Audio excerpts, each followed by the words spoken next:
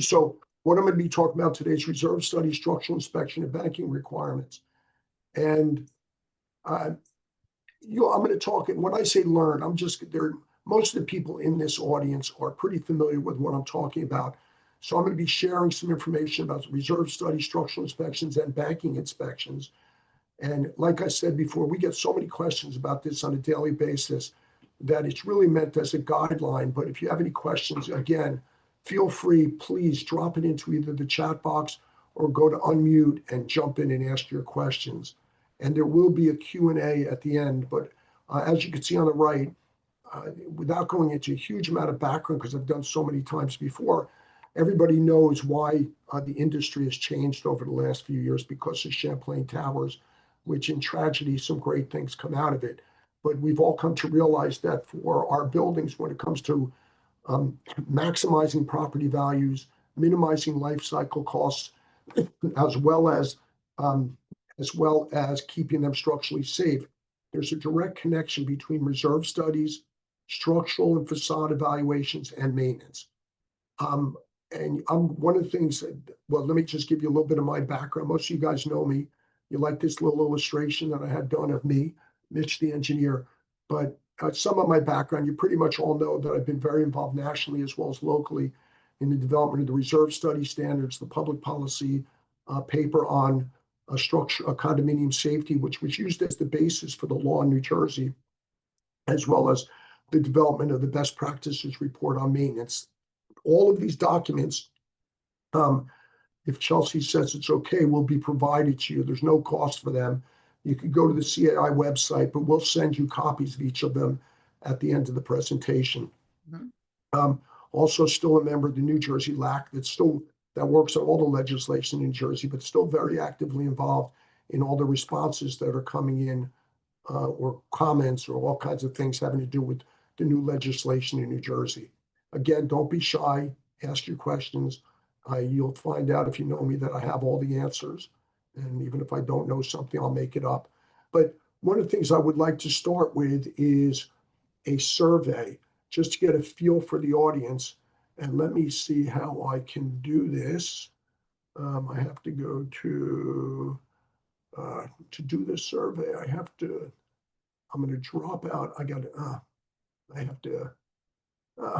Let me see. I'm going to have to escape and go to, there's a survey that I prepared of questions for today that I'm going to just drop the survey in so everybody can answer the questions. And it's not letting me, oh, here we go. I got it. If I go here, here's the poll. And I'm going to put up on the screen, it's questions for today's webinar. You should see, does everybody see it now? You see that? So if you wouldn't mind going through and answering the questions, and then I'll try and figure out how to get back to the PowerPoint. But if you answer the questions, so I can get a feel for who's in the audience today, that would be great. There's 9 questions. It should only take a couple seconds to just go through it, so if you don't mind.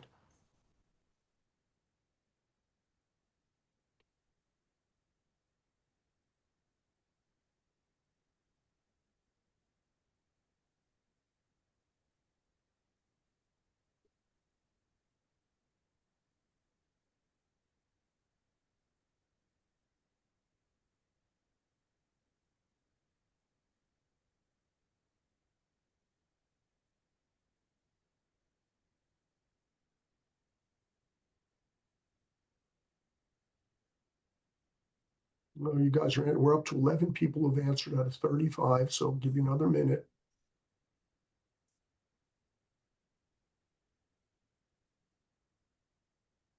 Oh, very interesting. Okay, good.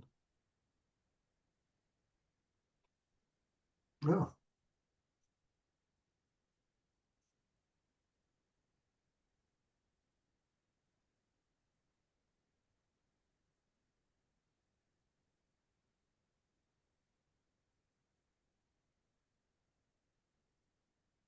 All right, so we've got 26 people who've answered, so I'm going to end it now so we can keep going. All right, so I'm going to share the results with everybody. Share results. Can you now see the results? Chelsea, can you see the results? Okay. Yeah. So just to go through here and give you my feedback on this, we've got primarily managers and board members, which I expected. One accountant, one attorney. I think that's George Gitrao. He's here somewhere. And is your community primarily a condo? HOA? Okay, that's interesting. Primarily HOAs, it looks like. Let me see. That's okay, Mary. She said she only saw and answered one question. So your primary, we've got 58% condos, 63% HOAs, so all associations, no co-ops, which is what I expected, a small amount of mixed use. There's still associations. They may be condo mixed use, but just a good feel. The condo part, it gives me a good feel, but even more questions down here, like less than 4 stories. You know, I'll show you a connection here, but the majority of people you live in associations are less than 4 stories. Now, while that doesn't really relate directly to what the legislation in New Jersey is, and by the way, if you wouldn't mind, if anybody here is from outside of New Jersey, if you could just drop into the chat box where you're from, I would appreciate it, because this is primarily related to or touches on the New Jersey legislation. But I'm familiar with what's going on in a lot of different states. So if you're from out of New Jersey, would you just drop in the chat box? Are less than 4 stories. And now the reason I say that's interesting is because the legislation in New Jersey is based on, for structural integrity, it's based on the material type of construction. But most buildings are less than 4 stories aren't based on this type of construction, so they're exempt from the structural integrity. So that's why it has 2 questions. Less than 4 stories is 76%. More than 6 stories is 19%, which kind of indicates to me they're high rises. If you know that your building is constructed of a material, for example, if it's a structural steel building, irrespective of the height, it's included in the structural integrity legislation. It's not based on height. So we've got 67% of our buildings are made out of reinforced concrete. So if they're concrete and still less than 4 stories, they do fall under the structural integrity legislation in the state of New Jersey.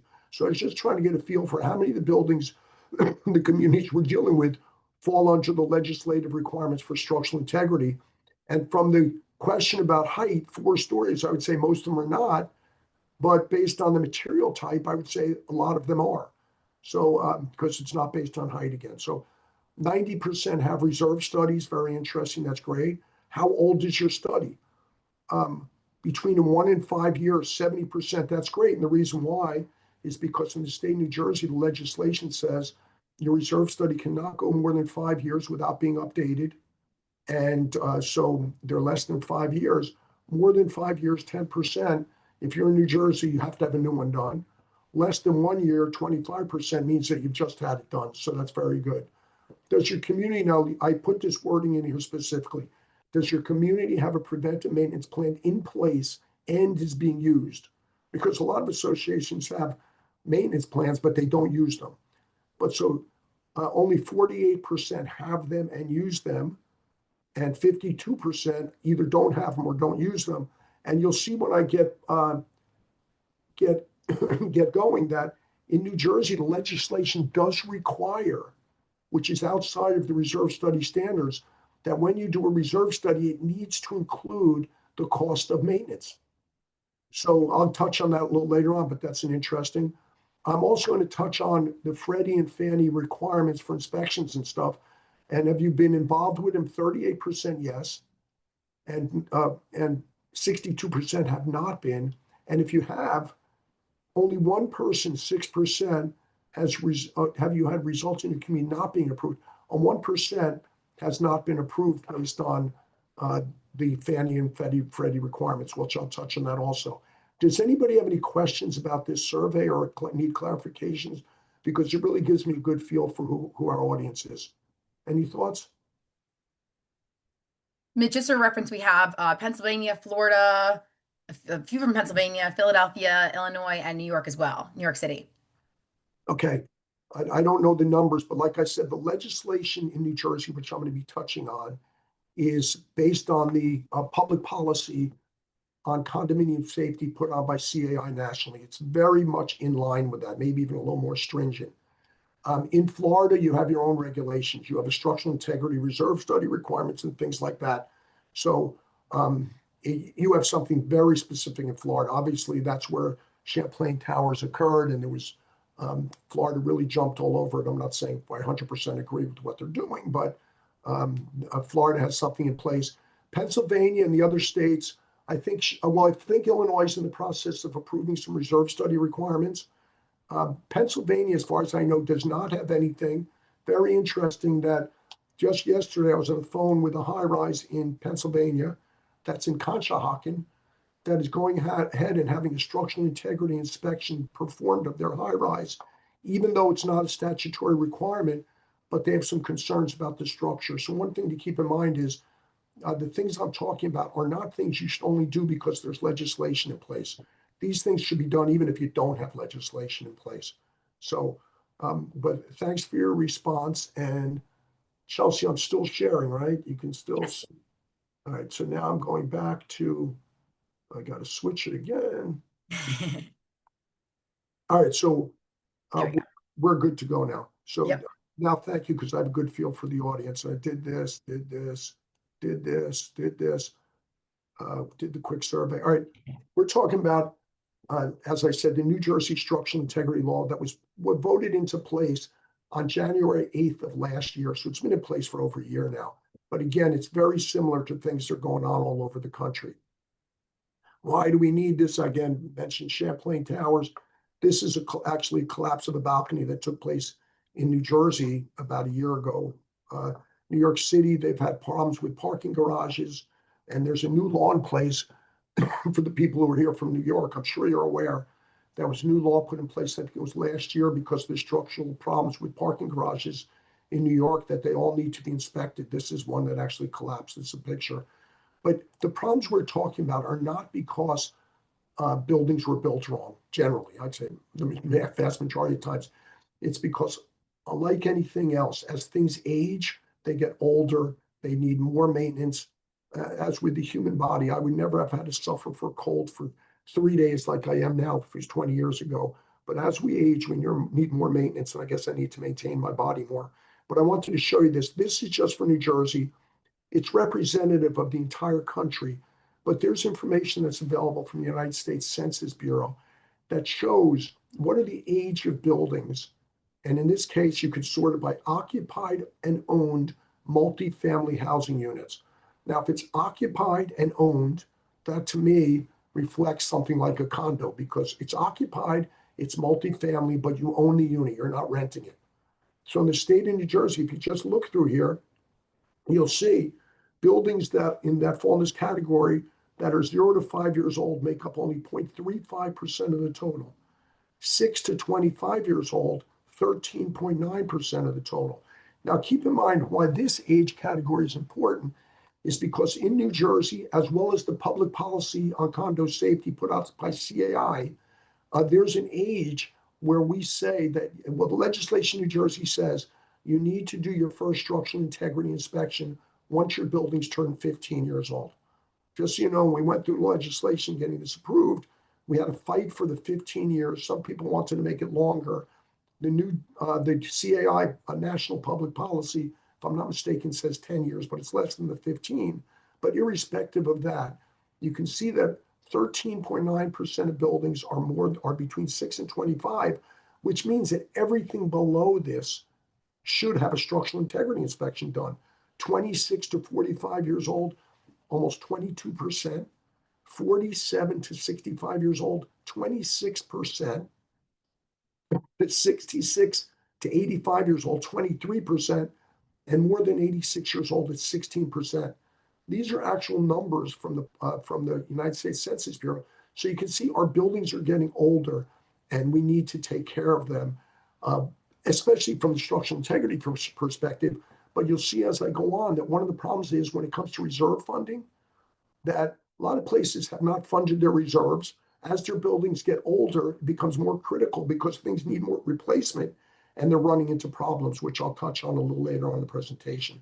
But why do we need this? As buildings get older, the potential for failure increases dramatically as they get older. You see how this curve drops down? that's the period in time is when buildings get older, failure starts occurring more and more frequently. So that's why what I'm talking about today, it may cost you a few dollars now, but in the terms of life cycle costs, what it does is it maintains your property values. It actually reduces your long-term life cycle costs. And at the same time, it keeps you structurally safe. What are some of the standards that have been used? On the left, you can see this I mentioned before. This is the CAI Condominium Safety Public Policy Report, which I was involved in the original development of this. I was I was very involved in it as one of the co-chairs. It was actually updated about a year later to include not only the structure of the building, but also the facades of buildings. And I will put a little asterisk on that. The New Jersey legislation includes the structure, but does not include the facades. But in certain locations in New Jersey, there are other requirements by municipalities that you have to inspect the facades. In Delaware, for example, I was very involved in Delaware in developing legislation regarding this, and they include both the structure as well as the facades. After this was developed, it was recognized that the reserve study standards needed to be updated to reflect not only reserves, but also structure and preventive maintenance. So I was one of the co-chairs when we updated the reserve study standards.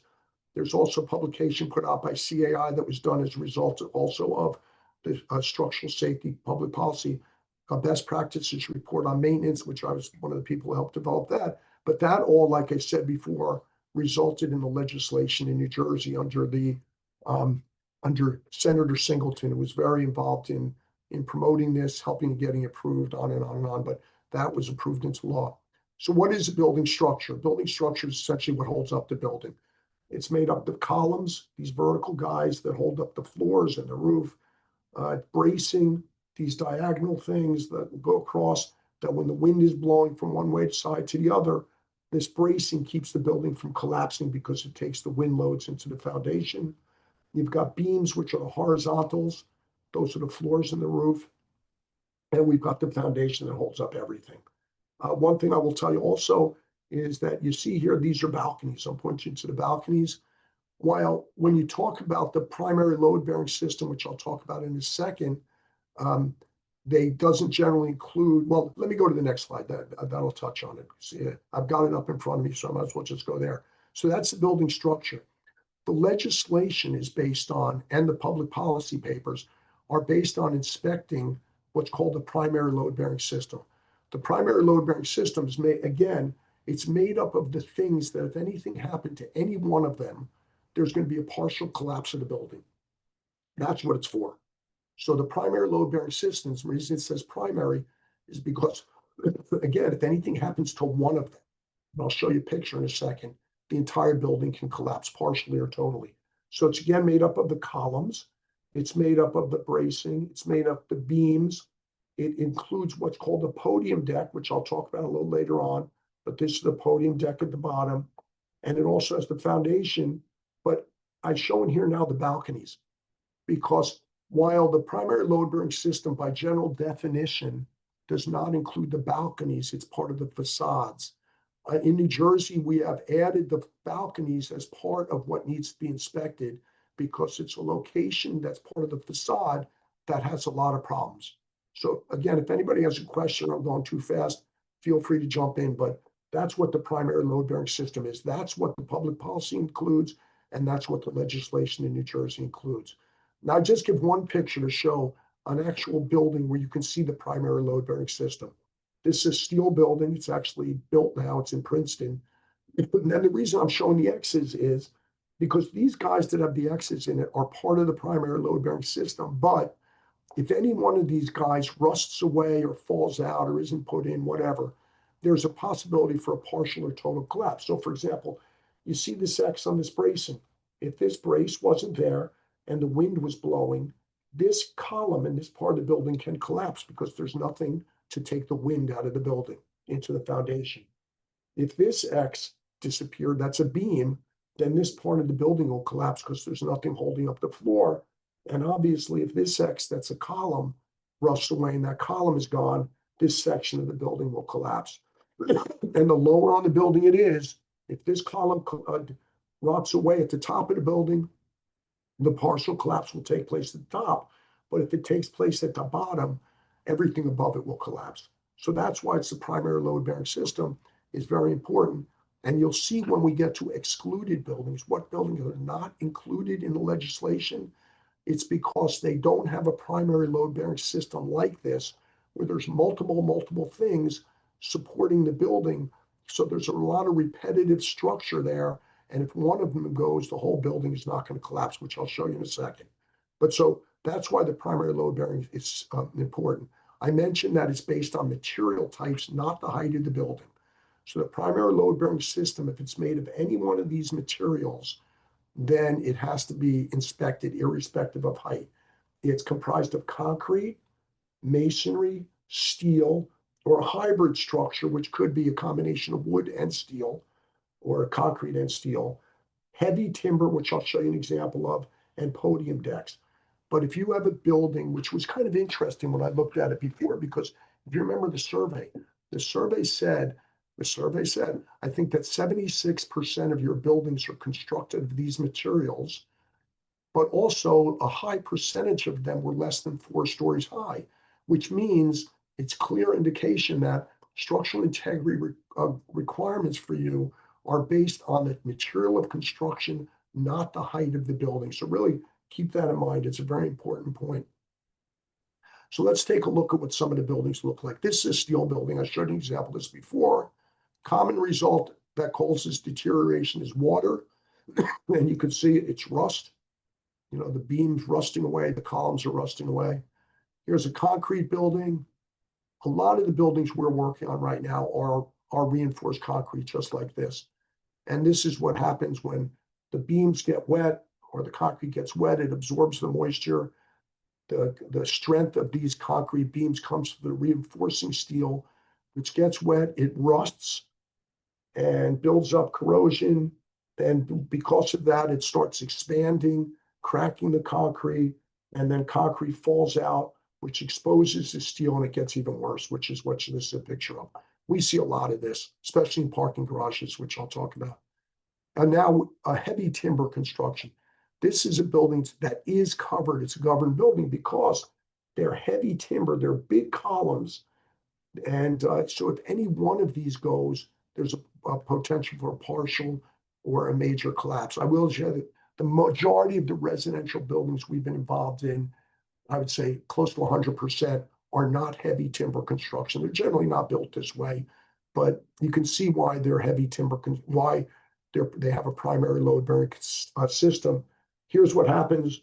The water gets to wood, it rots away. This picture on the left is a picture I actually took a few months ago out west, and you can see these timber columns that are supporting the entire building, and you're seeing large cracks in them because they're getting wet, expanding and contracting. And so this would be considered a heavy timber here, but you can see the effect of water on that. So now it comes to, what is a podium deck?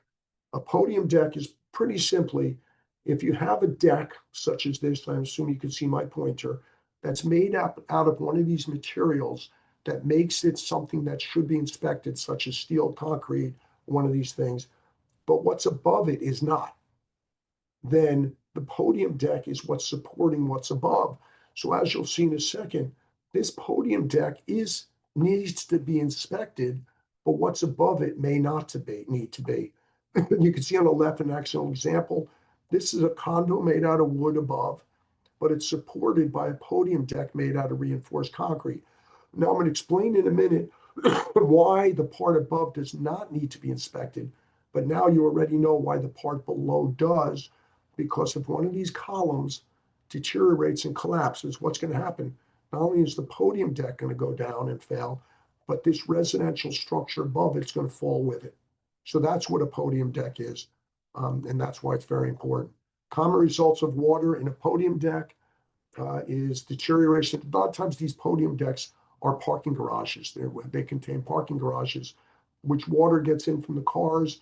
The concrete gets wet. You could start seeing rusting and spalling on the surface. Very common problem in the center. It's an expansion joint that should have a plastic covering on it, even though the expansion joint will work without it, but the cover will keep the water from getting through. So if this plastic is gone, water gets through. This is what it looks like from underneath. There's a structural steel supporting it, which rusts away.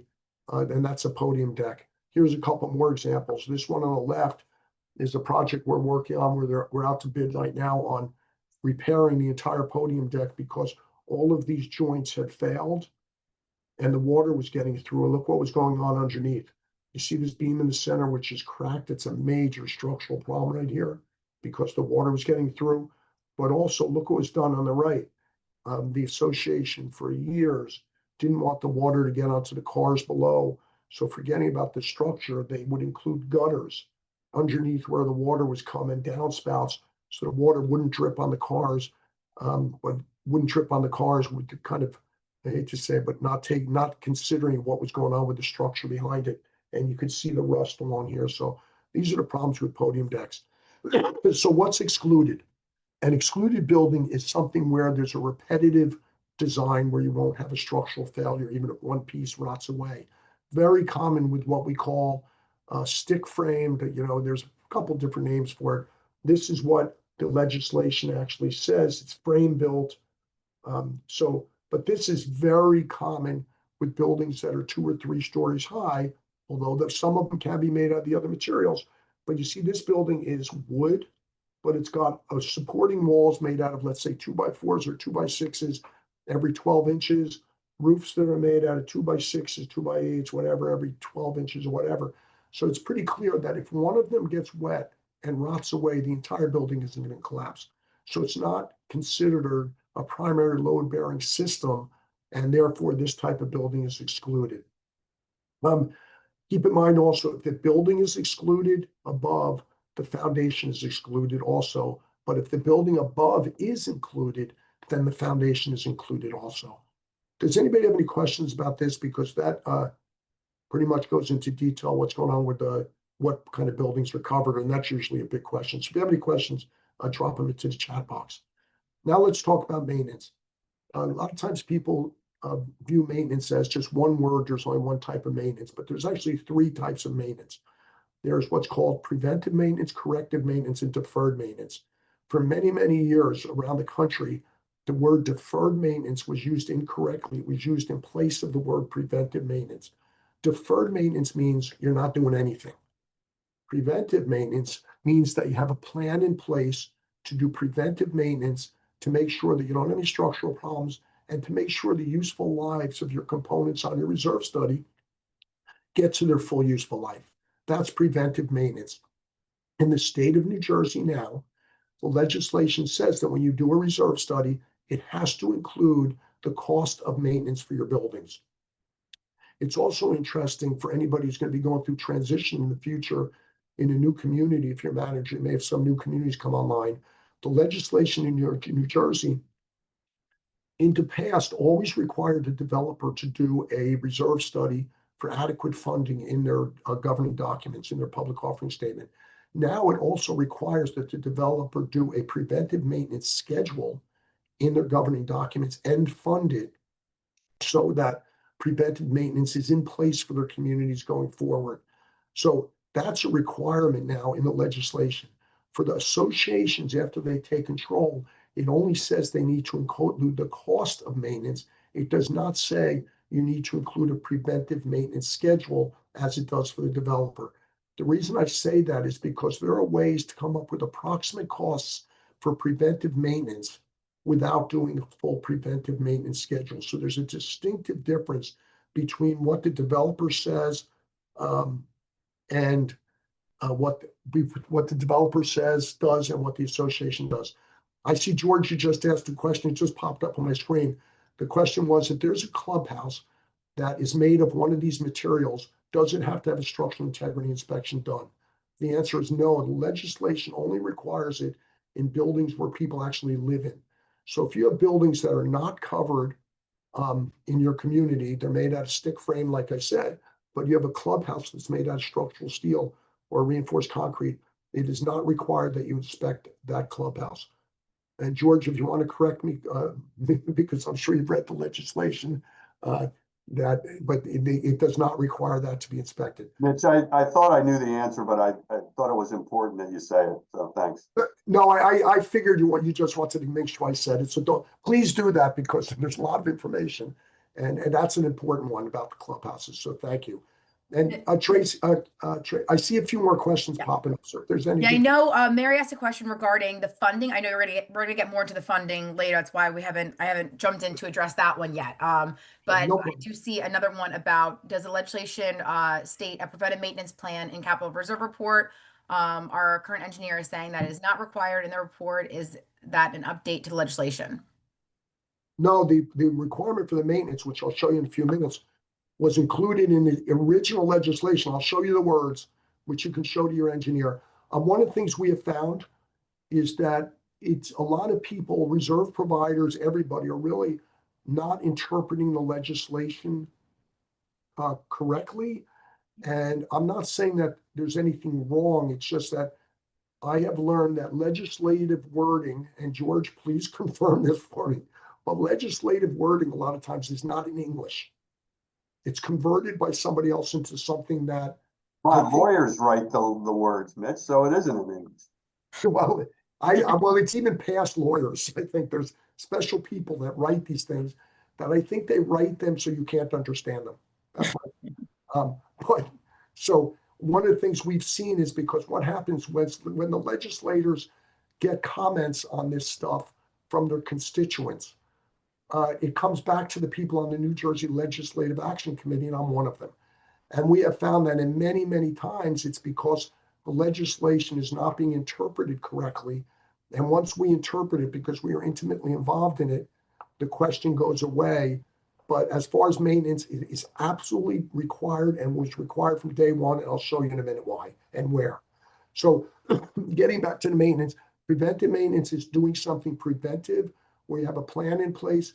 Corrective maintenance is when it happens two ways. If you don't ever do maintenance, things are going to deteriorate and they're going to need to be corrected. So that's where you need corrective maintenance. You go back and you look and it needs to be fixed. Corrective maintenance also happens because you can't plan for certain things. As they age, stuff happens and you can't plan for it, but you still have to fix it. So that's what corrective maintenance is. It's very important to understand, and I may say this again later, but I'm going to say it now, is that if you take the cost of preventive maintenance, it's generally in the range of 5 to 10% of your replacement cost of your component on the reserve study. So if you add 5 to 10% of your replacement costs to your annual reserves, that's the cost of preventive maintenance. If you don't do it and you have to correct something because you did not do preventive maintenance, add up all the costs of the preventive maintenance and multiply it by 50 to 100, and that's what it's going to cost you to fix it. So from a life cycle cost perspective, it is much, much, much cheaper to do preventive maintenance than to have to fix something because you don't do it. The other thing is, another quick example is, if you have a component that has a 20-year life, let's say a wood deck or whatever, 20-year life, you maintain it. In most instances, you'll get more than 20-year life. You don't do any preventive maintenance, it only gets a 15-year life. First of all, you're not going to figure out that it needs to be replaced earlier until it gets very close to when the replacement takes place. And it's going to cost you more on a yearly basis to accumulate the funds to replace it because you have much less time to do it. So preventive maintenance is absolutely critical. And, I hate to say that we should have included it. I'm pretty involved in this stuff, CAI nationally. We should have included preventive maintenance in the reserve study standards years ago. Big difference between the national standards and what's going on in New Jersey, as just one example, and I think Delaware, is that the national standards for reserves say you need to take account when you're establishing your useful lives of reserve components on whether or not the association does preventive maintenance. So as a reserve provider, if we're doing a reserve study in Pennsylvania that doesn't have legislation, we should be asking, do you do preventive maintenance and then just useful lives? In New Jersey, the legislation is very specific. It doesn't say you just ask, but you have to include it, which is one of the reasons why you're probably seeing some increases in funding, because now it includes maintenance. Chelsea, any of those questions relate to what I just said? Yes. One is, can you remind us, Can you use capital funds to manage preventive and corrective maintenance? If so, do you need to pay it back into the account within 5 years? Oh, I'll get to that in a few seconds. I'll get to that. And Because it's another one is, connected to the reserve study. okay. Should the municipal construction office have information or plans on the structure of the building? For example, their building is in Elizabeth, New Jersey, and was built in 2007. It's a good question. You can only ask because I've seen that vary everywhere. Whether or not they have them, how far back they go, all that kind of stuff. And George, please correct me, but if in New Jersey, there's an Open Public Records Act or something along those lines where you can formally request these documents of a municipality. If they have them, they'll look and they'll tell you. Yeah, that's right, Mitch. You're right. So, but whether they have them or not is a big question. We've seen it varies all over the place. We're doing a structural integrity inspection of this big high rise, like I said, in Cochaired, Pennsylvania. It was built in 1962. They have no plans. They're going to the town. And first of all, I don't understand why they have no plans, but maybe I do understand. But they have no plans. So they're actually researching with the town. My thoughts of whether or not they're going to find them is that they never will. They've actually reached out to the original architect who doesn't exist anymore. So plans are very important. Which getting into plans, when we talk about the inspections, we didn't have to reinvent anything in terms of how to do the structural condition inspections. For example, the American Society of Civil Engineers puts out a couple of guides. The one on the left is Guide for Structural Condition Assessment of Existing Buildings, which I will tell you, that was, you've seen the date, it's 1199. It was pretty old. They just came out in the last year or so with a brand new document to update this, which is called Structural Condition Assessment of Existing Buildings Guideline. So there are very specific guidelines for doing what I'm talking about. And also the legislation and the public policy say that structural condition assessments shall be prepared in accordance with protocol established by the American Society of Civil Engineers, or a similar protocol, which there isn't one. So this is what the standard is for doing these.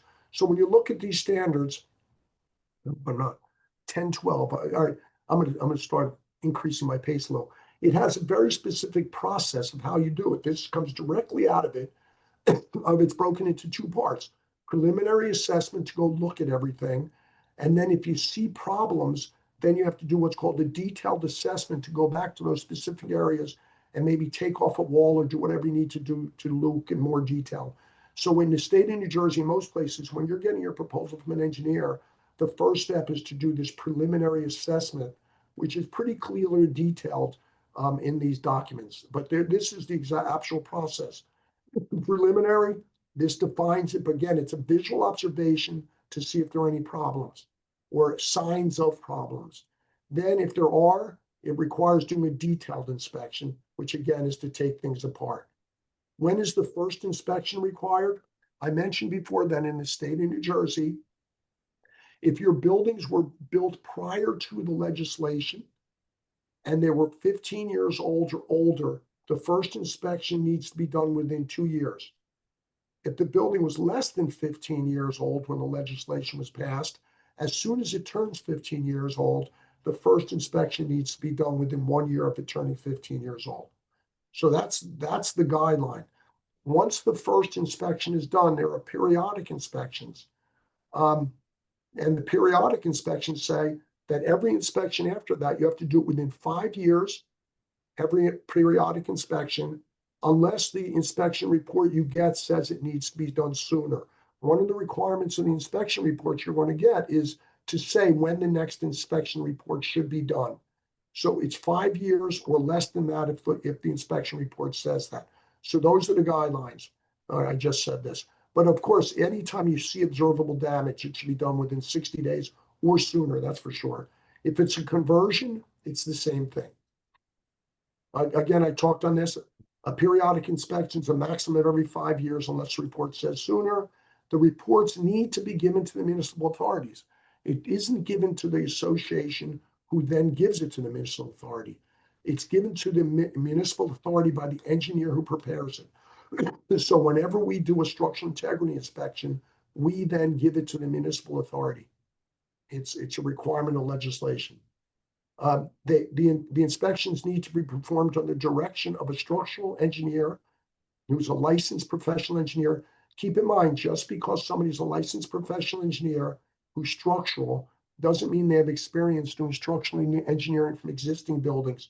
It's a totally different ballpark, and you really need to make sure that you do your due diligence to make sure you hire is a licensed structural engineer who has familiarity with existing buildings. Very important part of legislation in New Jersey, as well as the public policy, is that if there's a structural issue that is identified, the board and a special assessment or borrowing is needed, the association does not, the board does not have to go for a vote of the membership in order to get the money to fix it. Some public offering statements say that in order to have a special assessment or borrow, you have to get a vote of the membership. Legislation is very clear. If it's a safety issue, they can do it without that. George, did I get it right? You did, and actually that was the problem at Champlain Towers, right? They knew they had the problem, but they couldn't get the members to vote for the increase, and therefore they didn't do the work. Absolutely. And look, and you could read about Florida now and other places, what's going on when they're shutting down buildings because of this kind of stuff. But this is a critical part of the entire legislation, that's for sure. If, as a manager, main thing to do is nobody expects you to have the expertise to know how to fix things, but there's no question that by walking around your buildings as board members or managers, you can see signs of problems. For example, this picture shows on the left, it's a concrete beam. Efflorescence is this white salt, which means water's traveling through it. I love this picture because on the right, it shows what's going to happen because the reinforcing steel starts to rust and you see rust on the surface. If you see this, call somebody to look at it. This is a common problem. People put tarps in their buildings to keep the water getting on cars. I was just on a meeting yesterday where there are pictures of a building that was built in '62 where they put drain pans underneath the concrete structure, and they've been there for years and years, and you can see the rust. I told them, before we do our structural integrity inspection, you need to take these off. Also, these are putting in gutters and downspouts, which I talked about before. This is one of my favorites, that you put in something to take the water instead of dripping on cars. Let's direct it away from the cars. So they direct it right at a steel beam that you can see it's rusting away because of their own problem. They're putting the water on it. All right, so now I'm going to jump into reserves. Mitch, before we do that, can we just answer one question? Yeah. What is the legal time frame to make repairs after serious structural issues are found? A good question. In the structural integrity report you get, there's a criteria that's put in there that says severe, moderate, or minor. Severe means do it right away. Moderate will give you a time frame, which is generally a year or so. And a minor means inspect it again at your next inspection to see the condition. But it's a great question because one of the most important things in one of these structural integrity inspections, which I should have let that slide in, as a matter of fact, is the criteria that should be assigned to each thing that's found when you do the structural integrity report, because it tells when things should be done. Great question. I don't know why I took that slide out, but I was thinking the same thing. I was waiting for it before I jumped in. yeah, well, what I did is, because a lot of people had come before, I just tried to reduce the structural, but I left out an important slide. Sorry about that. All right, so now I'm going to talk about reserves. A reserve study is a budget planning tool so that identifies the components communities association responsible for maintaining and replacing. It includes the status of the reserve fund. And I don't think I have to tell anybody, it sets up a budgetary amount that you should set aside each year. So when it comes time to replace them, you have the money. What does the legislation say? In the state of New Jersey, irrespective of the type of association, the material it's made of, any of that stuff, you need to have a reserve study.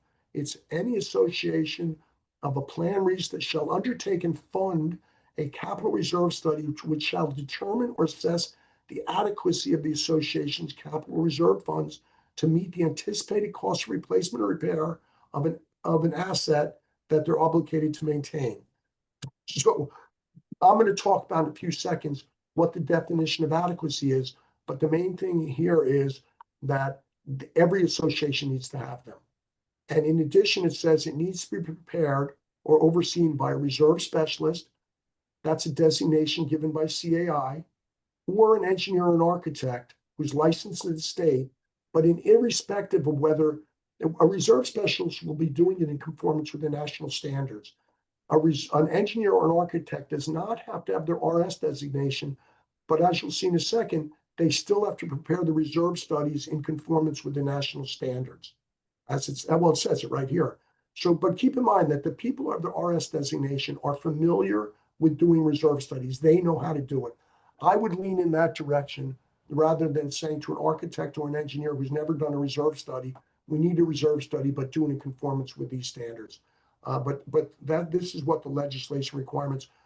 We really didn't want to limit it to only reserve specialists. So that's why it was opened up to include architects or engineers. Keep in mind, you do not have to be an architect or an engineer to have your RS designation. Keep in mind that if somebody's doing your reserve study, in most cases, they're not qualified also to do the structural integrity inspection. So don't anticipate that somebody's doing a reserve study is going to identify structural problems. They're not going to do it. There are some firms such as Kipcon that there are engineers that have the qualifications, but they may not necessarily be the ones doing the reserve study. So if you want to have both done, and I know that we do a lot of them where we're doing the reserve study and the structural integrity inspection, make sure that you talk about that in advance so the qualified person is doing both of them. Okay, so what must be included? And I want to point out here, going back to the thing about maintenance, I'll get to in a second. This is the original legislation. All the reserve study stuff, the normal stuff, keep in mind it has to include the reserve study includes the cost of the reserve updates.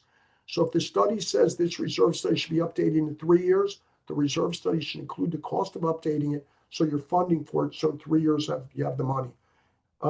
If you have to do structural integrity inspections, the reserve study should include the cost of the structural integrity inspection and the timing for it. If the structural integrity inspection says that corrective maintenance has to be done, the reserve study should include a reasonable estimate of the cost associated with implementing any corrective maintenance. Now, keep in mind that most things on the reserve study are cyclical. You replace something every 20 years. If you're doing corrective maintenance, you're only doing it once, hopefully. So keep in mind that if that corrective maintenance, when that corrective maintenance is included, it should only be on one cycle. And it also shows that if the same firm is doing both, there's a connection. But if one firm is doing the reserve study, another firm is doing the structural integrity inspection, you need to give the reserve study company a copy of it so they can see if any corrective maintenance is required. And let's see, where does it say? It says, as far as maintenance, it has to include the anticipated cost with building associated with building maintenance. So very clear. This was in the original legislation. And here the wording is clear. So it says it should include the following: the anticipated costs associated with the building maintenance. So maintenance is absolutely required to be included. And as I said before, the National Reserve Study standards say you have to take into account whether or not they do maintenance, but it doesn't say you have to include the cost. Very clear. So that's what must be included. Mitch, that's the preventative maintenance that you were referring to earlier, right? Yes, absolutely. Good point, because it's one of the things when it was translated into legislative language, it should say preventive maintenance, in building preventive maintenance. The other thing that along those lines is it doesn't say maintenance associated with the site. For example, if you have a retaining wall that's made out of wood that needs preventive maintenance, this only says building maintenance. It doesn't say all common area maintenance. So you can see some gray areas here. For example, when we do a reserve study, we include the cost of preventive maintenance for both the building and the site, but it's preventive maintenance. And the other thing that's interesting, there's 3 different types of maintenance. So it says maintenance here, but down below it says corrective maintenance. So to me, that actually kind of differentiates the two and clarifies it, but that's why the wording sometimes is not 100% clear. So good point, thank you. All right, when must the study be done and updated? The update period is 5 years. I'm going to cut through all the words and just tell you. The updating period is 5 years. Once the legislation came into place, if your community had a reserve study that was less than 5 years old, when it turns 5 years old, it has to be updated. if your community had a reserve study that was more than 5 years old or did not have a reserve study, you needed to have one prepared within 1 year of the legislation. This is kind of past now because the legislation was January 8th of last year. We're more than a year past that now. So anybody who had a reserve study that was more than 5 years old or didn't have one should have a new reserve study in place right now. If it was less than 5, at 5 years, you need to do it, and then you need to update it every 5 years. Keep in mind that if you have a reserve study that was done prior to legislation, it does not include the cost of updating the study. It doesn't include the cost of corrective maintenance from if you needed structural integrity, and it doesn't include the cost of those structural integrity inspections.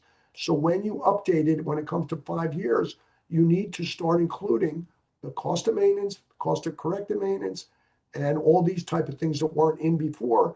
But you kind of have a little bit of a reprieve because you don't have to do that until it turns 5 years old. So, but it's pretty clear 5 years. The best practice is for reserve studies is to update them at 3 years, not 5 years. And so, but the legislation is very clear, a maximum of 5 years. Now, what is the problem? People are coming back and saying that I have a jump in my funding, it's the legislation's fault. It's not the legislation's fault, and I'll show you why. Look at this chart. This shows years at the bottom, and it shows cost of reserves. This red line shows when the association developer is in control to the left and when the association is in control to the right. The legislation has always said that the developer has to set up a reserve study that's adequately funded and funded. But what happens is, as soon as the developer is gone and the association is controlled, in a lot of cases, they would stop funding it adequately. So instead of staying on this line that continues up, they would go onto this yellow line, and when things have to be replaced, they fall into a deficit. Because of that, a lot of the associations are right out here, which means they're getting old, they haven't adequately funded it, now they got to replace things, and there's jumps in their reserves. So what they're coming back and saying is that the legislation is forcing me to do things to jump the assessments, and it's the legislation's fault. It is not the legislation's fault. It's the fault of the people in the board because they didn't adequately fund the reserves over the years, or they never would have run into this problem.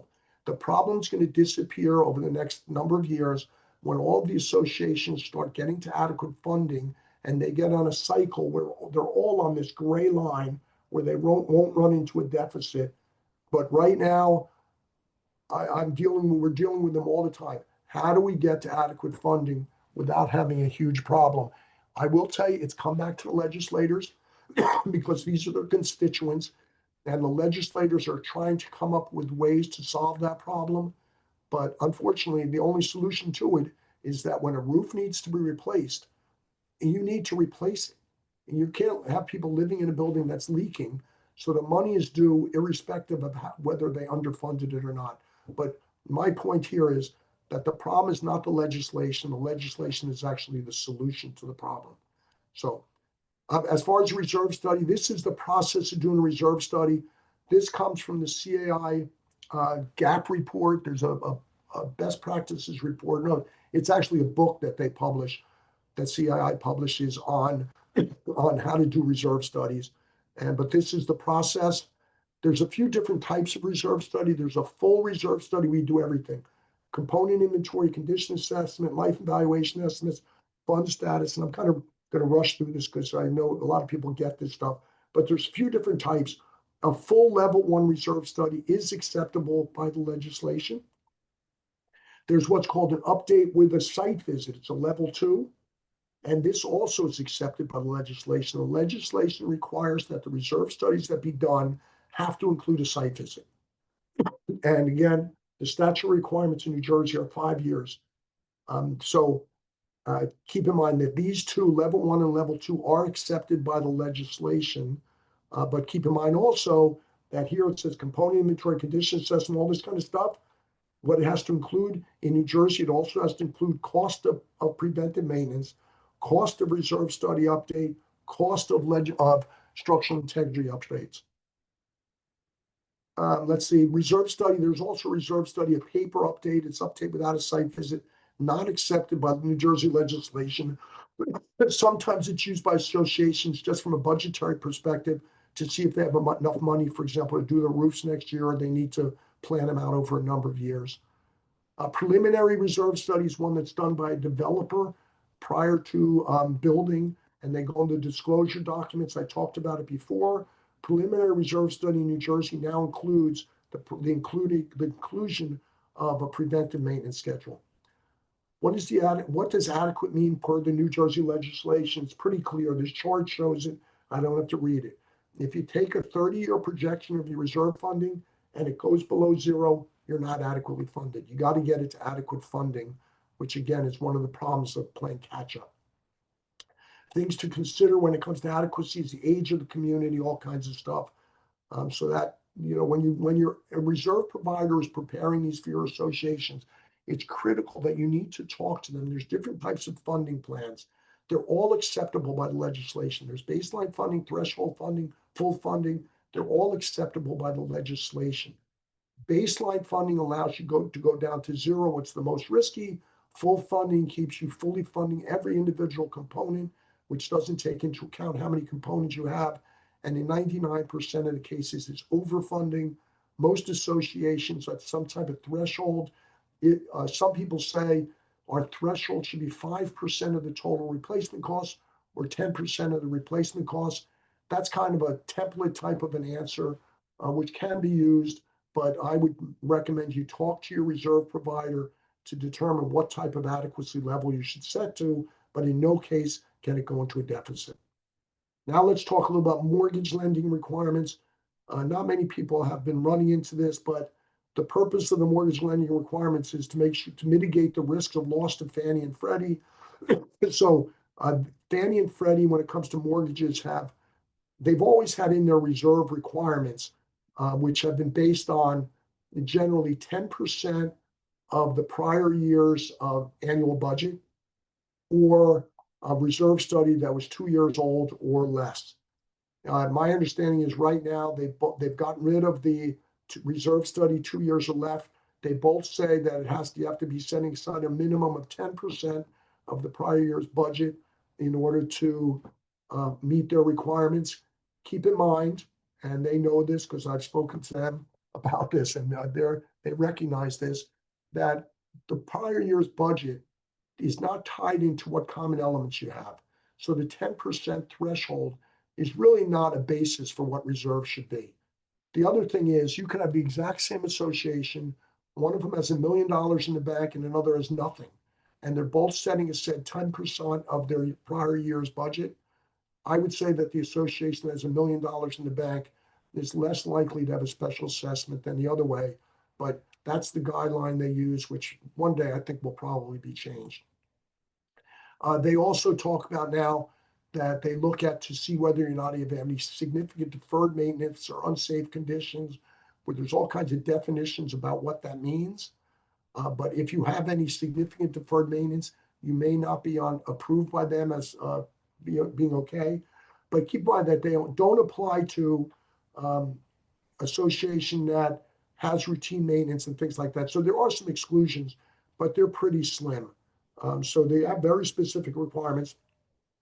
The one thing I do want to mention, most of you have been involved in them, have seen this form that you have to fill out. It's a disclosure form. A lot of people have been thrown off by question number one. It says, when was the last building inspection by a licensed engineer, architect, licensed engineer, other building inspector? It has a date. If you haven't had one done, it doesn't mean you have to have one done. They just want to know if you've had one done. A lot of communities have read that, and it's kind of deceptive in its wording that you need to have one done because they're asking for a date. All you have to do is say, I haven't had one done. That's the answer. But then it goes into other questions about reserves and maintenance and stuff like that. But I just wanted to point out that the questionnaire is a little not confusing, but it doesn't really ask the question correctly in my mind. So now I am going to a lot of information. I think we're pretty much we're over time by 3 minutes, but I waited for you guys and started late. So I'm going to open it up to any questions you might have. And please don't be shy. I'm also, there's some questions. Mitch, Yeah, it's George. We understand that there have been a couple of bills introduced that will amend this law, one of them being Senator Singleton's bill. Does it change the original law very much, any of these amendments?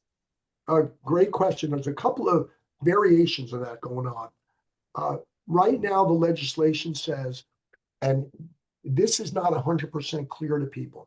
If you're using your existing reserve study that wasn't prepared based on the legislation and you're not adequately funded, then you have a certain period of time to make up for funding. If you have a new study done, you have 30 years to get to adequate. There are a couple of suggestions being made that are floating around the pipeline. One says that for the first 5 years, you would be allowed to only fund at 85% of adequacy, but in year 5, you have to get to adequacy. It's really just kicking the can down the road 5 years. But keep in mind, if you've been underfunding it and you're not adequate, you still have to bring it up to adequacy and go to 85% of that, which in many cases will still be a bump in the road for the associations. So there's a number of things floating around out there. There's some legislative words out there that I've got. I don't know if they're going anywhere because I really don't fully understand, George, like you do, the legislative process. But there's a number of things out there that are trying to minimize the impact of this adequate funding stuff. But it, I think if people, one of the things I've also seen, because I've seen a lot of these studies, if you are underfunded or not adequately funded, talk to your reserve provider because there's a number of ways to gradually get there. And what I've seen is that most of the other providers say you were setting aside $100,000 a year to get to adequate funding. You need to go to $500,000 a year. You can't do it, but there are ways to get there. You can gradually increase your funding to get there, but not have a jump. And in a lot of cases, if you just do that, you can get there by, let's say, increasing your funding by 10% a year rather than doing a big jump. So you really need to talk to your reserve provider about ways to get there. And I'll be quite honest, it surprises me because I've seen everybody's reports now. And I have not seen a report yet that says you can gradually get there doing it this way, as opposed to you need to jump. And so, but that's the biggest problem with this legislation. It's not the structural integrity stuff, it's the reserve stuff. George, did I answer that? Okay. Yeah, that's what a lot of people want to hear because most of us are hearing very loud complaints from our members when we hit them with a big increase. And it's because they can't afford to catch up as quickly as the legislation required them to.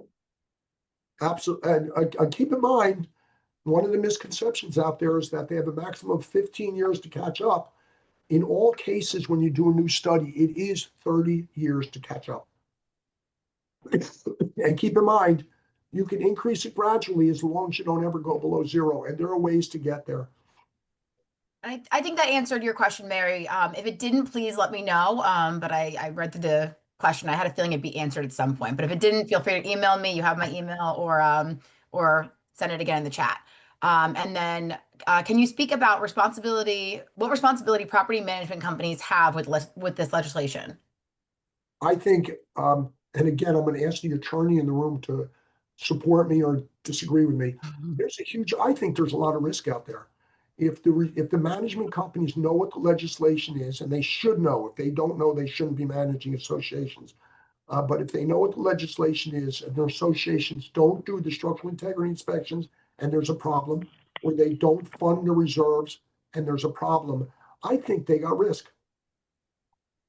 So I've been hearing, I mean, as long as you make the recommendation in the meeting minutes, that's been, the route of a lot of people to make sure it's in there. You, during the meeting, have made your claim and made your recommendation. And a lot of people are like doing it that way to make sure that, the board members are aware that they made the recommendation, and you liability kind of changes there as well. Well, before we go off of that, George, can I put you on the spot? I assume you're still here, even though you're not showing your face. But what if a management company says you're not doing, I'm noticing that, recognizing you're not doing a structural integrity of reserves and think they're off the hook. Are they? Well, the obligation of the manager is to make, listen, ultimately the responsibility is the board's, right? But the board relies on the manager to feed them the information that they need to make the right decisions. Just like they rely on the attorneys that they hire to feed them the right information. So, I mean, you as managers, you can't twist their arm, but you can certainly, and you must advise them of what their obligations are. Make sure that you've got it in writing somewhere, because yes, you're right. There's liability. There's exposure for managers who don't properly advise the board. And here's the problem. As Mitch, as you know, there's no penalty provision in the legislation, but there's a number of different practical implications of not complying with the law that's going to get an association into big trouble if they don't comply with the law. And yes, a manager has that obligation to tell them that, and so do I as an attorney for association. And I, as somebody who's experienced this during my career, sometimes even if you disclose it, doesn't mean you're not going to be brought into a lawsuit. And then you have to defend yourself. Oh, that's for sure. You can expect to be brought into the lawsuit, but if you have covered yourselves by confirming in writing what you have advised them verbally with regard to the board's obligations, then you should be protected. Can I ask a question? Of course. Hi, my name is Peggy Rosenthal, and I am a property manager, condo property manager. And we do run across this where you have a board that is stubborn. You give them recommendations as a management company. They do not take the recommendation. Would you suggest that, we recommend they need to reserve this amount or whatever? They are not following it. Would you recommend us getting it from an attorney, a letter sent to the board, having it signed, and that so that covers even more so the management company?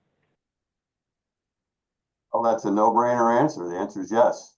If they're not taking your word for it, that you should get the association's attorney involved, and you should get the association's reserve specialist or engineer involved who wrote the report in the first place. Okay. And is it recommended that these conversations take place during an open board or during an executive? Because executive, we don't have the minutes posted. It should happen in both, frankly. Okay. I mean, you don't want to catch a board off guard by not talking about it in closed session and then hit them with it at an open meeting.